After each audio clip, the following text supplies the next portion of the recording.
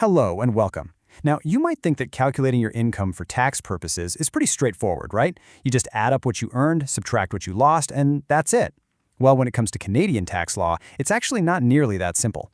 In fact, the order in which you perform those calculations is everything. It's strictly legislated, and as we're about to see, it can lead to some really surprising, almost counterintuitive results. So today, let's unpack exactly why that is.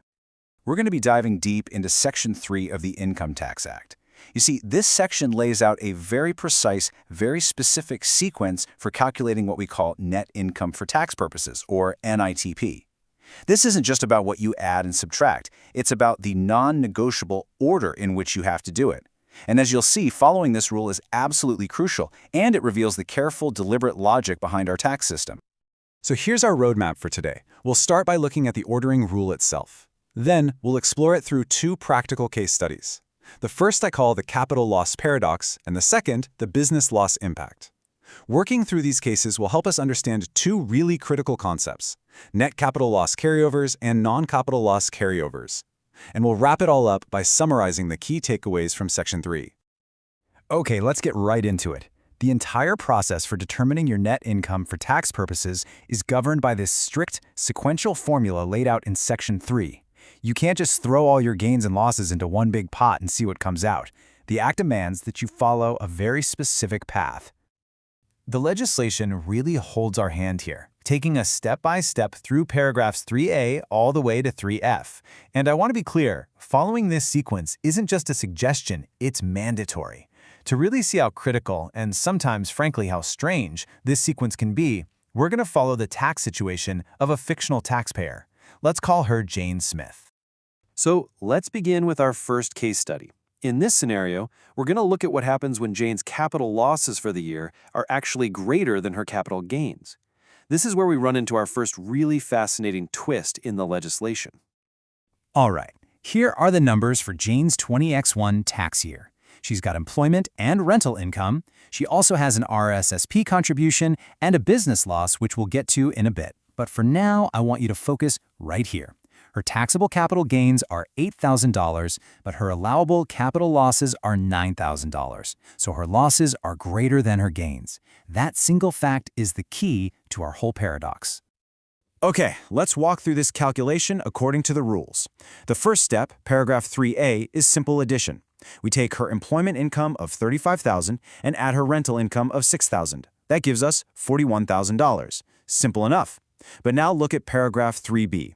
This is where it gets interesting. We take her taxable capital gains of $8,000 and subtract her allowable capital losses of $9,000. Now, basic math tells you that should be negative $1,000, right? But look at the result. For tax purposes, the result is zero, not negative $1,000, zero. This right here is the heart of the paradox. So, what does that zero from paragraph 3B do to the rest of the calculation? Well, since the result of 3B is zero, our subtotal is still $41,000. From there, under 3C, we subtract her $4,000 RRSP contribution, bringing us to $37,000. Then, under 3D, we subtract her $9,000 business loss. This leaves us with a final net income for tax purposes of $28,000. But this should leave you with a nagging question. What happened to that extra $1,000 of capital loss? Did it just disappear?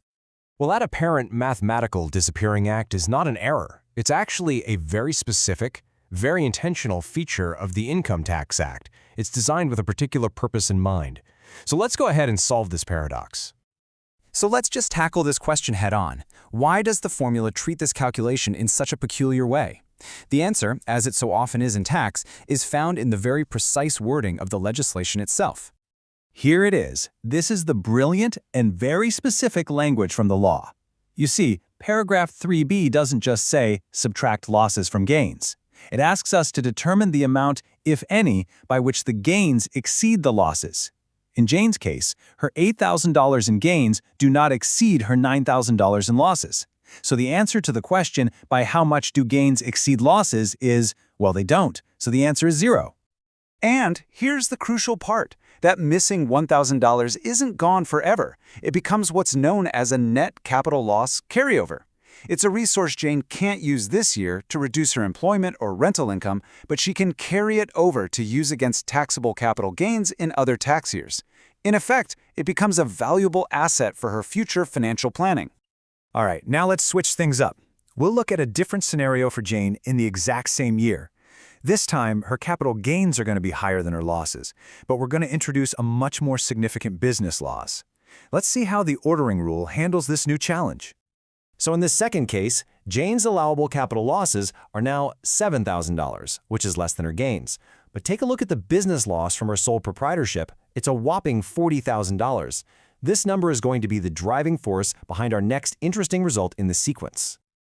So let's run the numbers again, strictly following the rules. Paragraph 3A is exactly the same, $41,000.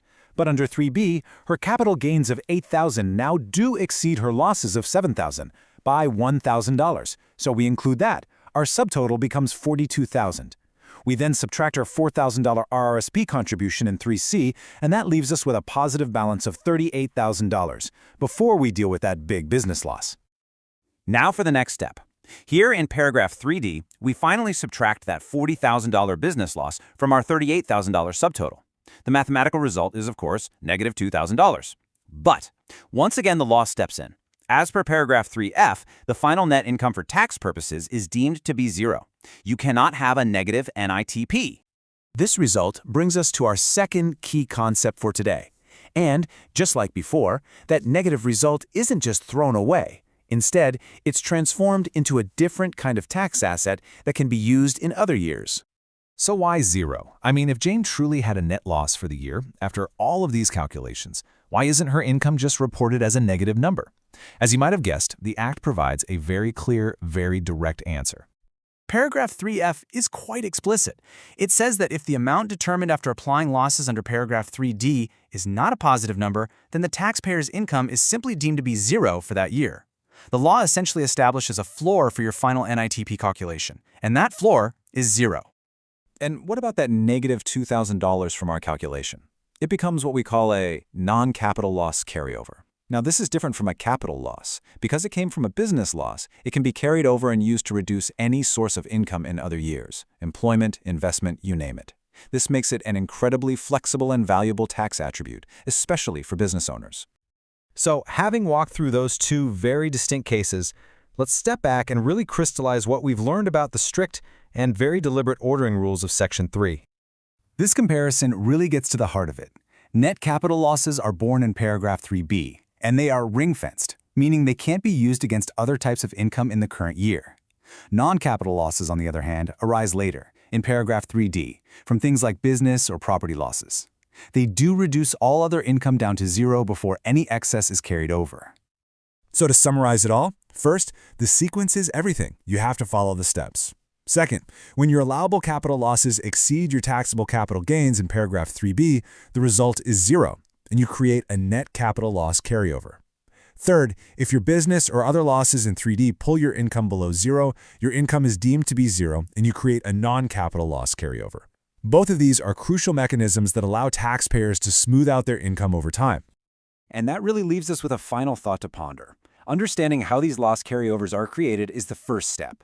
But the next, and arguably more important question for any taxpayer or financial professional is how to strategically use these assets. How does having a non-capital loss in your back pocket change the way you might approach business decisions next year?